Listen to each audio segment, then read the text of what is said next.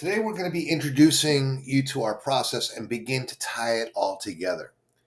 As explained in the introduction video, we appreciate that everybody has their own way of doing things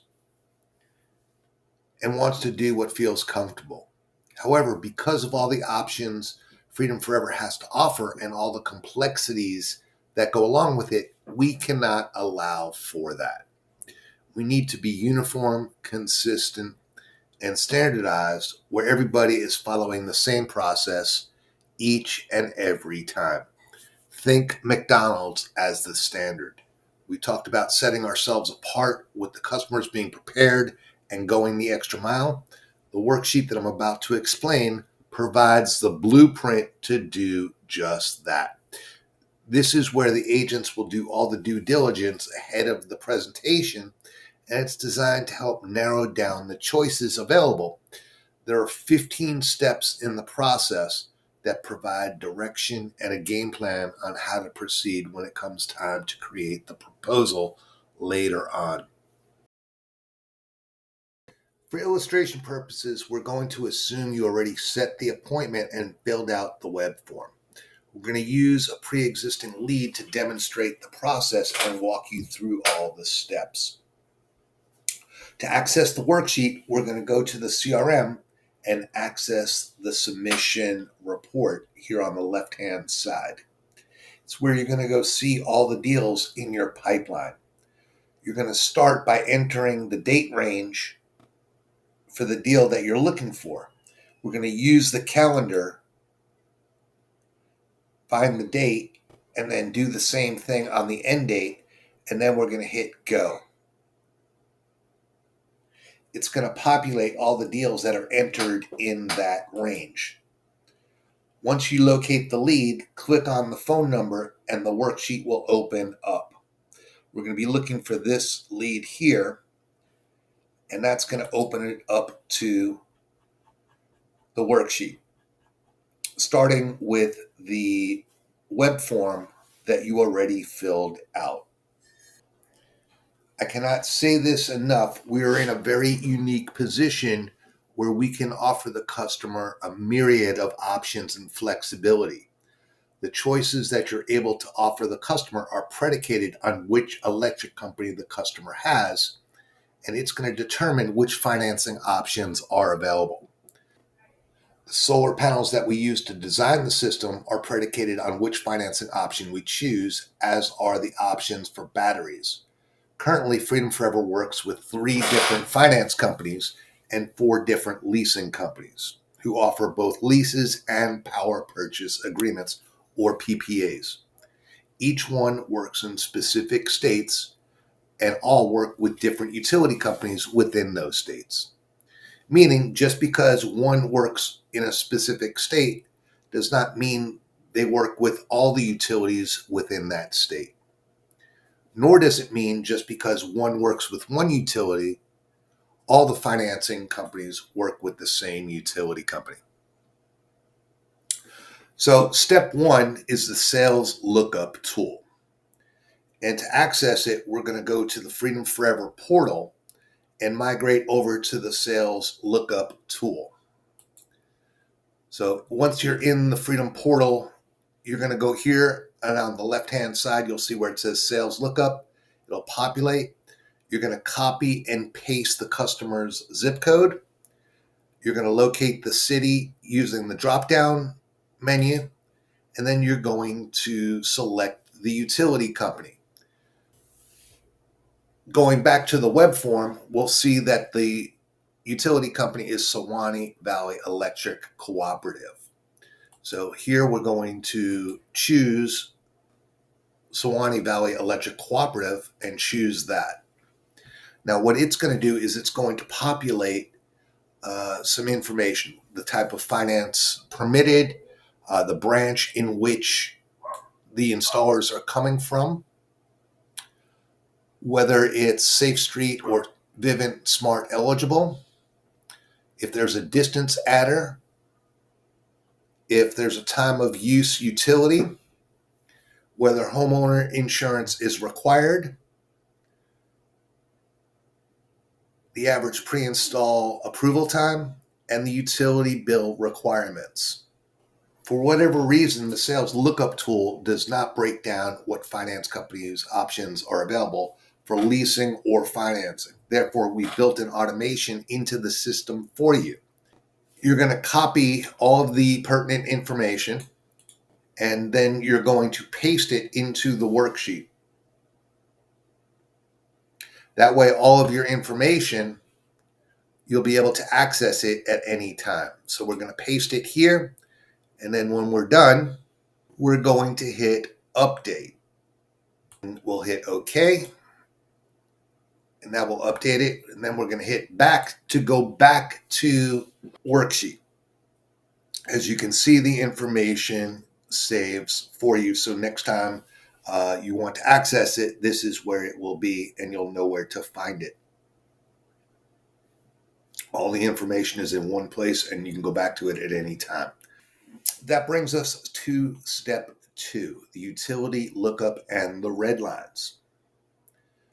The red line and utility company calculator, when you filled out the web form, 2 of the fields that you filled out were the state and the customer's utility company. That extends down to here and lets you know all the financing options that are available in the customer's state. We then want to identify which options work with the customer's utility company, and to determine that, from the list of utility companies, we're going to scroll down and locate the customer's company. Once we know what options are available, we want to choose which is the best option to offer. In most cases, we want to go with the one that offers the highest commission. Therefore, we want to choose the one with the lowest red line as your first choice. So in this example, again, we know that it's Sewanee Valley Electric Company. So we're going to scroll down here and locate Sewanee Valley Electric Company. So what we see here is NFIN is an option for lease, as is GoodLeap TPO. And then we have the other finance companies on the loan side, as well as cash. So we have 2 options for lease and 3 options for finance that are available to us in this particular case. Once we identify that, we're going to go up to where the red line calculator is. And if we decide that we want to do the lease, again, it's a choice between NFIN TPO and GoodLeap.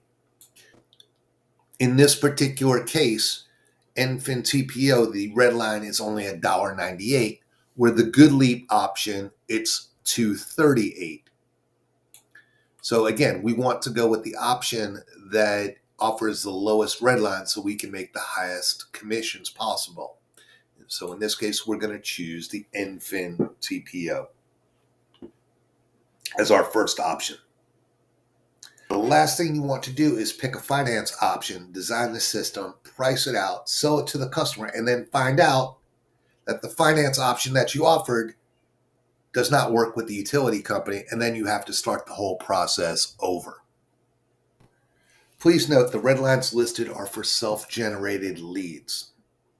A self-generated lead is a lead that you self-generated or acquired from sources like door knocking. You may have purchased leads yourself. The lead came from friends, family,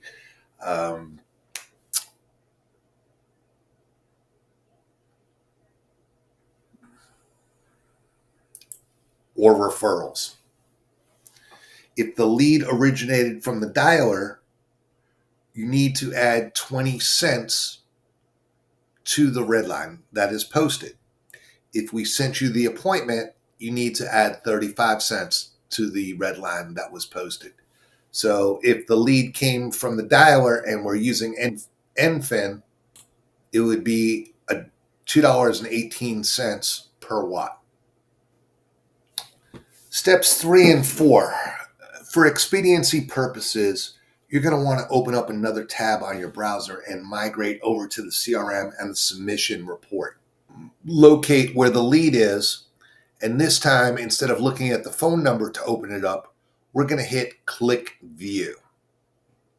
And that's going to bring us over to Zillow. and bring up the customer's property. You can see what the house looks like ahead of time and get some insight by finding out the type of home that it's listed as, the year built, the square footage, the roof type, the shade, etc. You also see if they have a pool or a spa. Since water heaters use a lot of electricity, it can be very expensive, and you may be able to use that as a selling point. Now, as a pro tip, you're going to want to copy and paste the pertinent information into step 1 of the worksheet. And then you're going to want to paste it one underneath the sales lookup information. We're then going to hit update and repeat the process. That brings us to step 4. So going back to Zillow, when we scroll down and we look for the tax history, you'll see to find the assessor's info on the county website.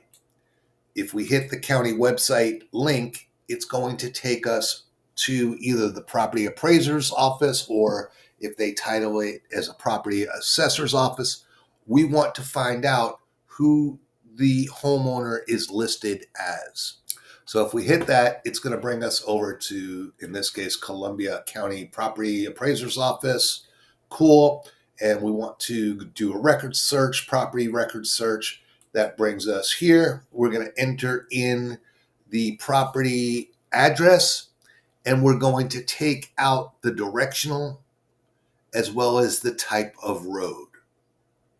So if we go back and we look at what the actual address was, it was 222 Northwest Corinth Drive. So when we enter it here in the property appraiser's office, we're just going to put in 222 Corinth and see what comes up. And we hit run search, and that takes us to the owner. And you can see that it is indeed Dina Cook, which is the wife. All right. And you can see when it was purchased in 1996, they bought the property for $3,500. We want to find out who the actual owner is and when it was last sold. Sometimes the customer says they own it when legally they do not. It may be a rent-to-own situation and they consider themselves the owner, or it may be listed under an LLC or a corporation or a living trust. We want to know so we can be proactive and not reactive. Again, the last thing we want to do is jump through all these hoops and find out that the person is not the homeowner and waste a bunch of time, or find out that the finance company DQ'd the deal because they don't work with LLCs or corporations or living trusts. And then we have to find out another option and start the process all over again. Again, you're going to want to copy and paste this information, step 1 of the process, and then hit update, hit OK on the pop-up, and then it brings us to the back page, and then we're going to hit back, and that brings us the worksheet. Now we're on to step 5, and these are all the finance and leasing companies' requirements and guidelines. Each financing company and leasing company has their own set of requirements. If the customer or property do not meet all of them, then they will be disqualified and an alternative choice will need to be made. The first section shows what state each finance option works in and what products are offered in that state. It then goes on to describe the process and personal and property requirements. Using our example, if the property ownership was listed as an LLC or a corporation, you can see that NFIN does not work with trusts, LLCs, or corporations, where GoodLeap does. So if that's the case and NFIN was our number 1 option, they just got disqualified, and now we have to go and use GoodLeap as our option. So, step 6, whichever state the customer lives in, this state will explain if there's any special licensing requirements that the agent needs to sell it, such as an HIS license. It's also going to list what financing options are available, if there's any HOA laws that you need to be aware of, any SRECs available in that state, if it's property or sales tax exempt, if there's any solar rebates or local incentives that you need to be aware of, if it's a net billing state or a net metering state, and if there's any battery incentives that you need to be aware of. Once again, this is all good information to know ahead of time before you build out the system or speak with the customer. You want to have all your ducks in a row. So, if this customer lived in Boynton Beach, there's an energy rebate of $1,500 that the customer may be qualified for. If it was Jacksonville Electric, there's a battery incentive program with a $4,000 rebate on batteries. If it was net billing or net metering, the credit, in this case, the credits roll over and they reset at the end of a 12-month period. Each utility company has different rules. They're all listed here, so you want to be aware of those when discussing it with your customer. Step 7 is the solar panel baseline model. Each finance or leasing company has requirements as to which baseline solar panels are used and is included in the pricing. They're going to be different for each state. This calculator shows which to use depending on the finance option. Please pay attention as the baseline panels constantly change, and what you see in this calculator is accurate. They're usually updated either the same day or the next morning after Freedom Forever announces the change. So if we were using NFIN, we would build the system out with QCell 410s. We're doing a Good Leap loan, we would use JA Solar 440s. If we're using NFIN loan, JA Solar 440s in the state of Florida. All right. Again, each state is different. Each finance company is different. And they may all be different for different finance company or the same finance company in different states. So in other words, in Georgia,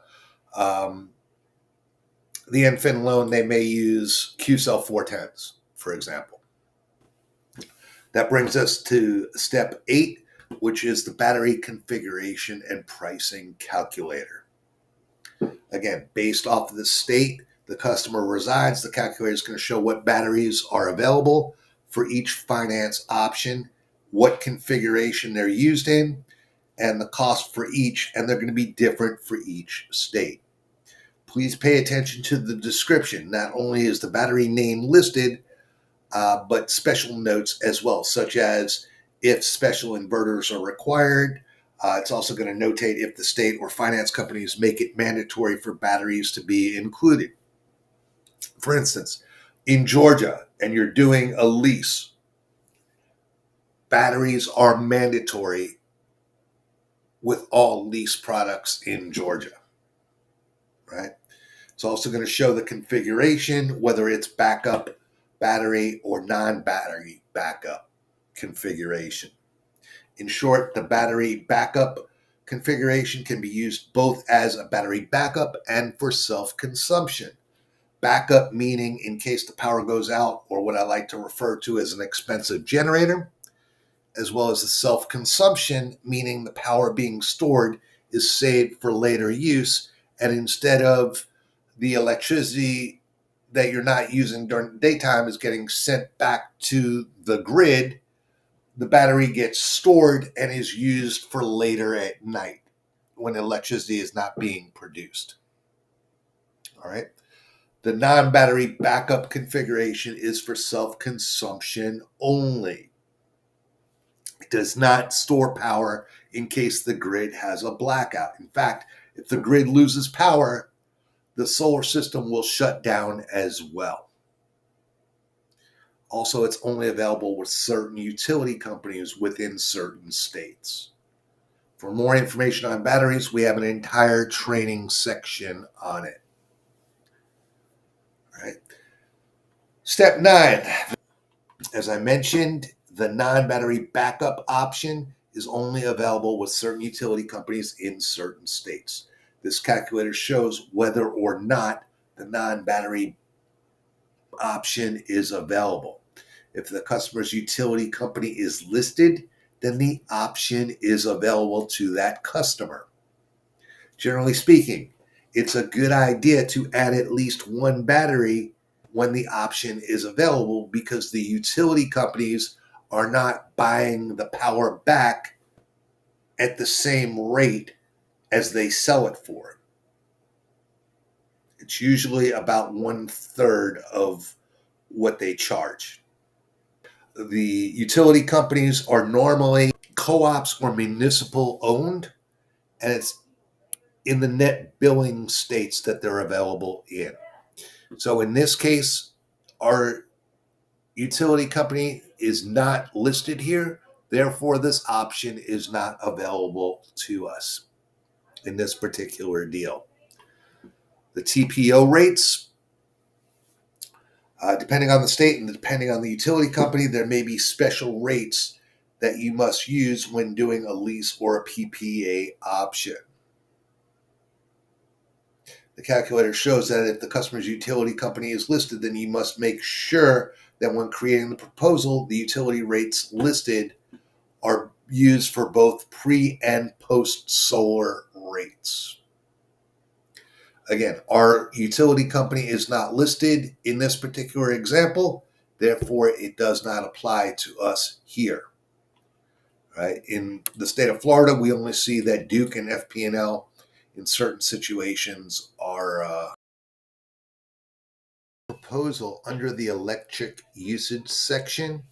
After you enter the usage, make sure that you choose the correct utility company for your pre-solar rate and your post-solar rate using these drop-down menus. Right?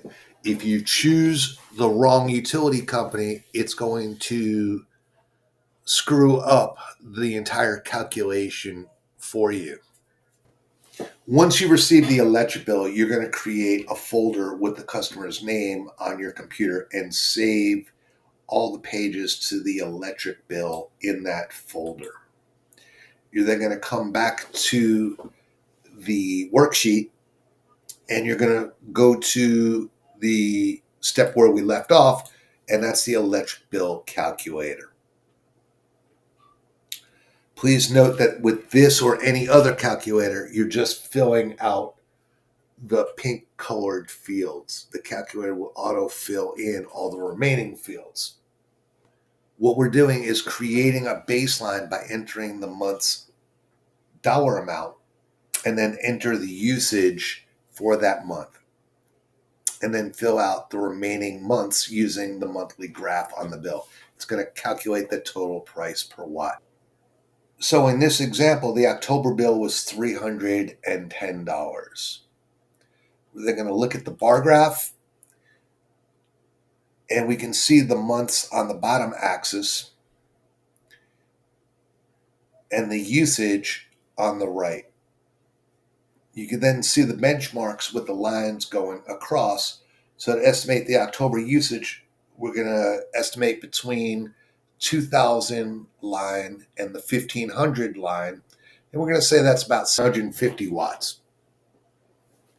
Once you enter the amount, calculate the month's usage by the total price per watt. In this case, we're going to use 1750, multiply that by 18 cents, and that'll come out to $310 for the bill. We're then going to repeat the process for each month, and it's going to calculate what the bill is for each one of those months.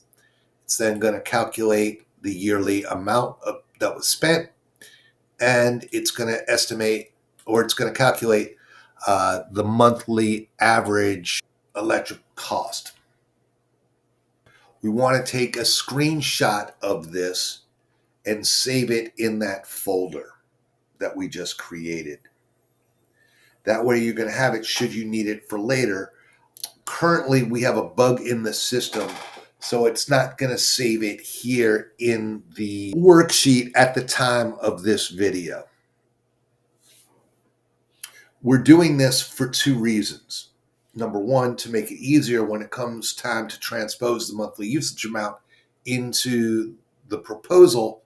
And secondly, you may find it beneficial to show to the customer and separate their perception versus their reality. For two reasons. Number one, we want to calculate the average cost per watt so you can compare apples to apples. The customer may see on their electric bill that the price per watt is, say, 12 cents, but that's only for the cost of the electricity and does not include the delivery costs, the junk fees, or the taxes. In this example, the true cost is 18 cents. In addition, we want to determine what the average monthly electric bill really is. And you're going to find that in many cases, the amount the customer tells you and what reality is are two different things. It's another tool in your belt to use to your advantage. In this example, if we go back up to the web form, we can see that the customer told us the average bill was $300 a month. That's what their perception is, and that's the number that is stuck in their head. It's the amount that they're going to use when measuring what you're offering against what their perception is. So if we priced out and offered the solar system with the monthly payment being, say, $290, it's only saving them $10 a month. Now, is that savings of $10 enough to move the needle? Probably not. But after using the calculator, it's determined that the average bill is $350 a month, saving them $60 a month, right? We calculated it at $350 a month. So is that $60 enough savings to move the needle? Probably. And if it works to your advantage, share it with the customer. If not, don't. It's your choice. But you know before you design the system what it actually is, so you know where you need to be. The next step is the lease adder calculator. And without getting too complicated, adders are the extra cost for options that are added to the base model. Think of it as buying a car, right? You have the baseline car, and then you have the options that are added to it. It's important to get the adders correct, because if not, the cost will come out of your commission if the customer refuses to pay for it. Now, with a purchase, the adder costs are built into the deal and the cost is accounted for. With leases or PPAs, we have to add it in ourselves manually. So this lease adder calculator will come in handy when you're trying to price out leasing deals. If adders are used to determine what to charge, so those additional costs don't come out of your pocket because you failed to include them. The training video will explain how to use it in detail. We have a specialized training session just for a lease adder calculator. In our example, we built out the system. It was 16.81 kilowatts. Our red line was $1.98. We targeted the red line. Our target red line is $3. We have a total adder cost of $1,500. So instead of charging $3 a watt, which is our target, we need to charge $3.09 per watt to account for the adders. Now, if you get a crazy number in the watt target EPC, back out the adder cost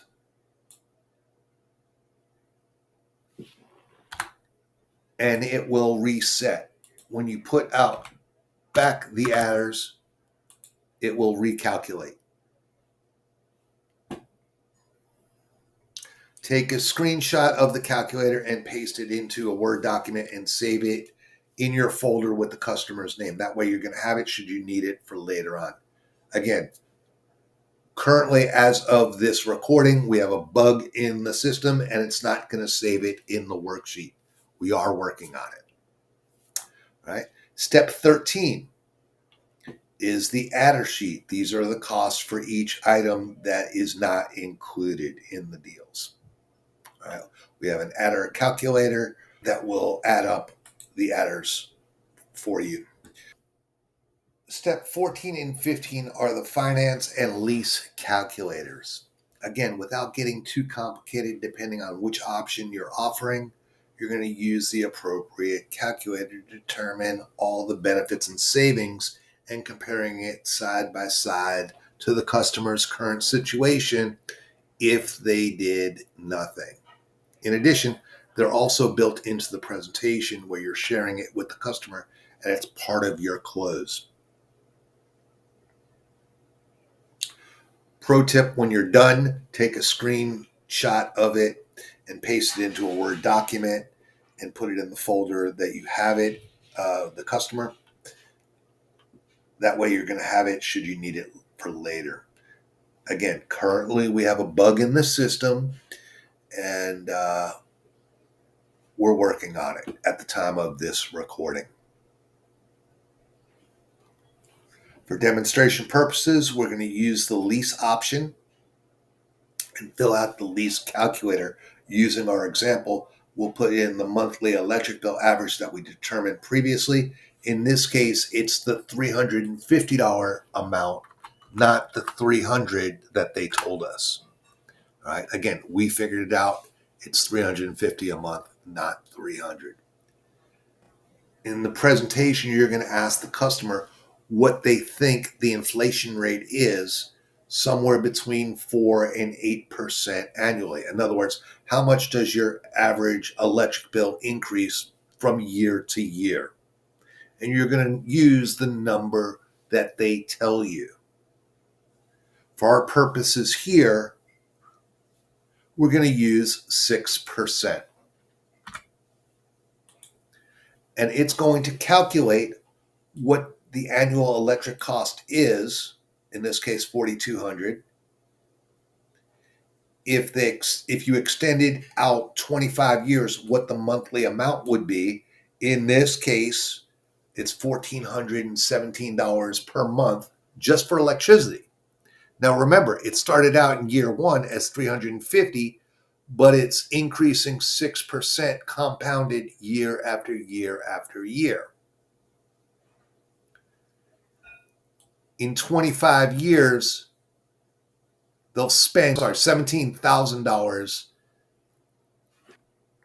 and over 25 years, they'll have spent over $230,000 in total just for electricity. That's if they did nothing at all. You're then going to enter the proposed monthly solar payment, in this case, $290 for the first year.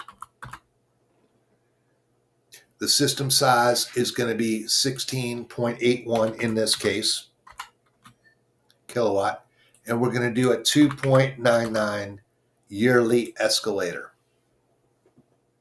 And it's going to calculate the first year annual amount, what it's going to be in 25 years on a monthly basis as well as a yearly basis, and total spent over 25 years. All right. Now, You can compare apples to apples, oranges to oranges. So we take their current situation if they did nothing and compare it to if they got solar, and then we go line item by line item and extend it out. So the first year monthly savings in this case is going to be $60 a month, $720 a year. In 25 years, they're going to be saving $829 a month and $9,948 in year 25 alone. If you calculated what they'll save over 25 years, it's $113,000 over 25 years in savings alone. Their home value is going to increase by 99,000, and we're going to have the total benefits of $203,000. Their savings plus their home value estimated increase.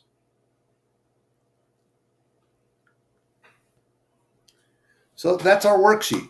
Comes in handy when trying to price out the system and determine what will and will not make sense.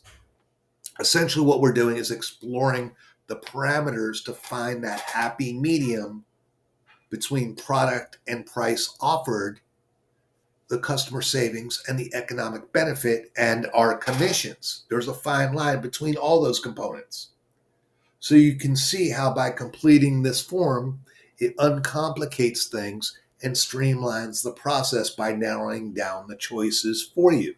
Just takes a few minutes to complete, and by doing the initial extra work in the beginning, it's going to save you twice the amount of work later on.